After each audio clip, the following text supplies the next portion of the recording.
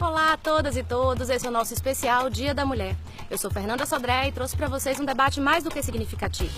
Hoje eu estou acompanhada, eu fui conhecer essa turma e lhes apresento a Aracema, um grupo de mulheres que sabem do que estão falando. Porque não sou obrigada, não engulo lero-lero. Sou mulher emancipada, levo a vida como quero. Essa é minha pegada. Vou rimando pela estrada e assim me empodero.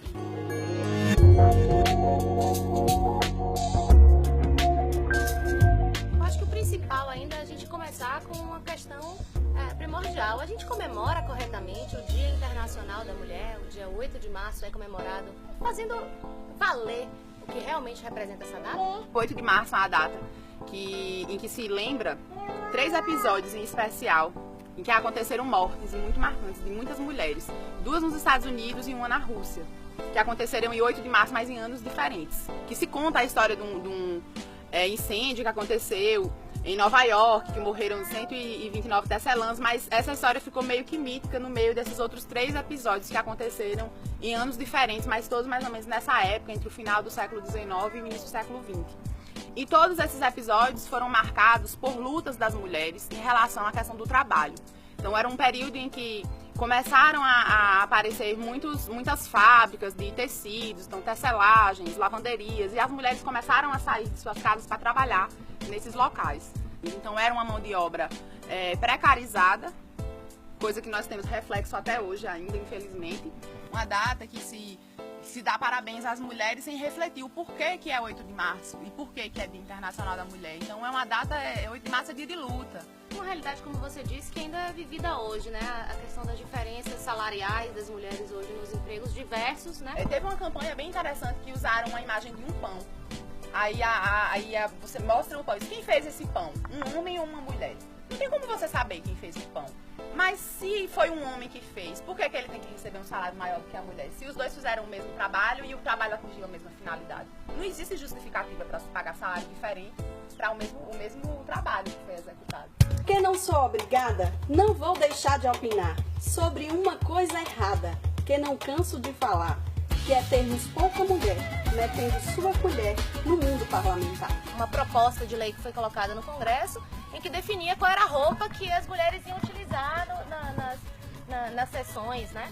Então, ainda assim, mesmo pautado por mulheres, ainda existe um processo exclusivo das próprias mulheres. Por isso que não basta simplesmente estar lá representando, ser uma mulher ou ser um homem que tenha vínculos, né, com movimentos feministas. Isso não basta, tem que ter um projeto realmente político de emancipação das mulheres, onde elas se percebam enquanto sujeitos e a partir daí sim reivindicar mais direitos, lutar por esses direitos pela aplicação dos que a gente já tem.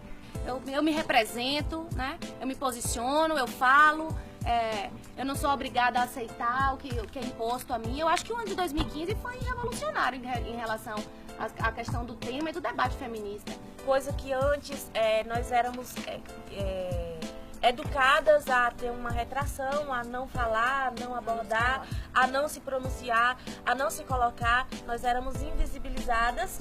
Hoje nós estamos não só empoderadas, mas nós também temos essa visibilidade notória perante a sociedade. Então não é uma nova geração que aconteceu, elas foram criadas dentro de uma outra proposta que via que essas políticas públicas que não saíam do papel é uma forma de silenciamento, é uma sofisticação do silenciamento. Eu te dou isso que você quer, você fica quieta, mas nada vai mudar.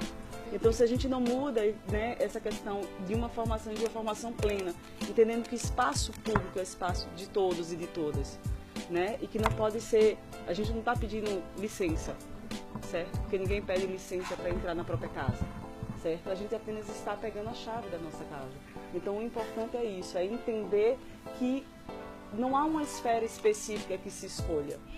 A exploração das mulheres, ela passa, o patriarcado e o capitalismo, eles estão assim, picados, juntos.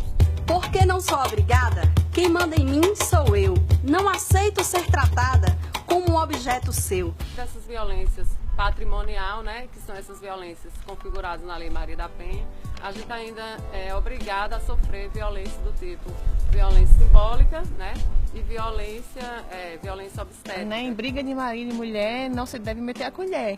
E aí aquela mulher, aquela namorada, ela apanha e isso é visível, nós sabemos, nós ouvimos e muita gente finge que não é problema nosso, não vamos falar sobre isso. Não é o que está acontecendo lá fora, é o que acontece na nossa intimidade, é o que acontece com as pessoas que a gente ama, é com as famílias que eram lugares para proteger e acaba educando nesse mesmo sistema de repetição de violência simbólica. Exijo que me respeite e, como sou, me aceite. Se não quiser, prescrever. Bom, o debate é interminável. O assunto aí é para muito tempo, mas a luta continua.